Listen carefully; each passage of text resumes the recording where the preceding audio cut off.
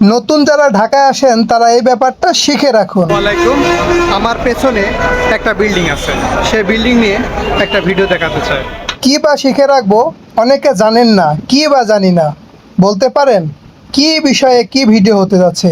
ঢাকা শহরের যে ব্যাপারটা জানা দরকার, নতুন ঢাকায় আসলে নাকি যে ব্যাপারটা জানতে হবে সেটাই বুঝছি না। পথের দাবি আসলে ঠেকানো যায় না, তাই আমাদের জেনে রাখতে হবে। আরে ভাই, পথের দাবিটাই বা কি? পথের দাবির ব্যাপারে আমরা কী বা বুঝবো? নতুন যারা ঢাকায় আসেন তারা এই ব্যাপারটা শিখে রাখুন। এখনও বুঝলাম না, অনেক সময় আপনাদের দরকার পড়ে, না জানার কারণে অনেক অনেক কি ভাই, অনেকে অনেক বিড়ম্বনায় থাকেন। কি ধরনের বিড়ম্বনা একটু খুলে বলবেন ভাই?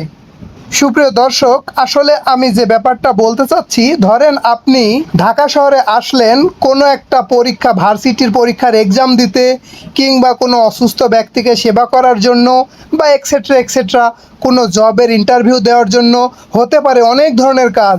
আপনাদের আমি কেন আপন টয়লেট বা নারীবান্ধব টয়লেট বা পথের দাবি দেখাচ্ছি, কি দেখাতে চাই, কি বলতে চাই, কেনই বা ভিডিওটি করছি, এটা আপনাদের মনে একটা সংশয় সৃষ্টি করেছে, ঠিক কি না? আপনারা ভাবতে পারেন আমি কি বিষয়ে, কি ব্যাপারে কি বলতে চাচ্ছি। দেখতে পাচ্ছেন একটা সিসি ক্যামেরা, দেখতে পাচ্ছেন ফ্যান ঘুরছে, লাইট আছে, অজুখানার জায়গা, গোসল করা যায়, আবার খুব চমৎকার একটা শৌচাগার, বা কি বলা যায়, পাবলিক টয়লেট। আসলে আমি যে ব্যাপারটা আপনাদের মাঝে উপস্থাপন করতে চাচ্ছি সেটা হচ্ছে, অনেকেই জানে না ঢাকা শহরে আসলে ফ্রেশ হওয়ার জন্য অনেকেই জায়গা খুঁজে পায় না। তাদের জন্যই আমি এই ভিডিওটি করছি। আমি এই ভিডিওটি করছি উত্তরা থেকে, তবে আপনি সারা বাংলাদেশের যে কোনো জায়গায় আপনি পেয়ে যাবেন পাবলিক টয়লেট। এই পাবলিক টয়লেটগুলো একদম মূল শহরের বাস স্ট্যান্ডের সাথেই হয়ে থাকে। এই মুহূর্তে আমি উত্তরা আজমপুর পাবলিক টয়লেটের জায়গা থেকে আপনাদের ভিডিওটি করছি। দেখতে পাচ্ছেন বিআরটিএ লাইন, সেই বিআরটিএ লাইনের ঠিক পাশে আজমপুর বাস স্ট্যান্ড, সেই আজমপুর বাস স্ট্যান্ডের সাথে এই যে পাবলিক টয়লেট, সেই পাবলিক টয়লেটটার জায়গা। আমি আসলে কেন ভিডিওটি করছি, কারণ ধরেন আপনি কোনো ভার্সিটির পরীক্ষা কিংবা এক্সাম, কিংবা হলো কোনো একজন অ্যাডমিশনের জন্য হোক, নিবন্ধন পরীক্ষার জন্য আপনি ঢাকা এসেছেন, আপনার ফ্রেশ হওয়া দরকার, সারা রাত জার্নি করে এসেছেন, ফ্রেশ হবেন, গোসল করবেন, জায়গা নাই, কোথায় করবেন? এখন আপনি কোনো হোটেলও খুঁজে পাচ্ছেন না।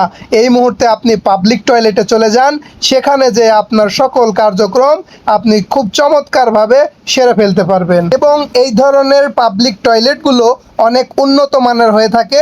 সর্বক্ষণ এখানে কিছু মানুষ নিয়োজিত থাকে পাবলিক টয়লেটটাকে এক উন্নত সেবা দেওয়ার জন্য, সব সময় পরিষ্কার পরিচ্ছন্ন থাকে। আপনি এখানে অজুখানা পাবেন, আপনি এখানে একজন মানুষ দেখতে পাবেন যিনি সর্বক্ষণিক তদারকির ভিতরে থাকে, এবং এখানে টিস্যু থেকে শুরু করে সব কিছু আপনি খুব চমৎকার একজন স্ট্যান্ডার্ডের জায়গাটা ফলো করবে, এবং আপনি খুব ভালোভাবে আপনার সকল কার্য সম্পন্ন করতে পারবেন। আপনার কোনো ধরনের কোনো হেজিটেশন ফিল হবে না। এইটাই হলো ঢাকা শহরের যে স্ট্যান্ডার্ড পাবলিক টয়লেট আছে, সেই স্ট্যান্ডার্ড পাবলিক টয়লেটগুলো। বিশেষ করে মহিলারা এই বিড়ম্বনায় যখন পড়েন তখন তারা কি করবেন এটা বুঝে উঠতে পারে না। তাদের জন্য এই ঢাকা শহরের পাবলিক টয়লেটগুলো খুবই ঝুঁকিমুক্ত পাবলিক টয়লেট। আপনি আপনার কার্য সম্পন্ন করতে পারবেন অনেক আরামেই। তো সুপ্রিয় দর্শক, যারা ঢাকা শহরে আসবেন তারা পাবলিক টয়লেটগুলো খুঁজে সেখানে আপনাদের সকল কার্য সম্পন্ন করতে পারবেন। অনেকেই ঢাকা শহরে আসে কিন্তু পাবলিক টয়লেট সম্পর্কে জানে না, তাই আমি জানানোর জন্য ভিডিওটি করলাম।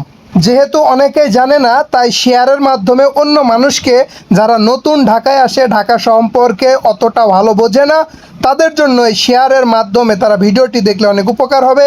তাই একটা শেয়ার করে দিন। ধন্যবাদ সকলকে।